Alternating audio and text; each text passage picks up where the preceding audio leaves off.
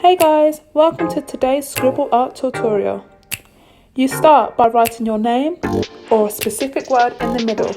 It could be art, but I chose Renee. Once you have done that, you begin your scribble drawing.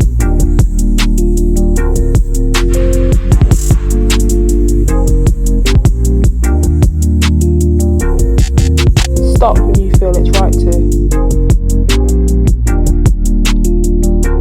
Then you begin to colour in your name section by section, just as I'm doing now.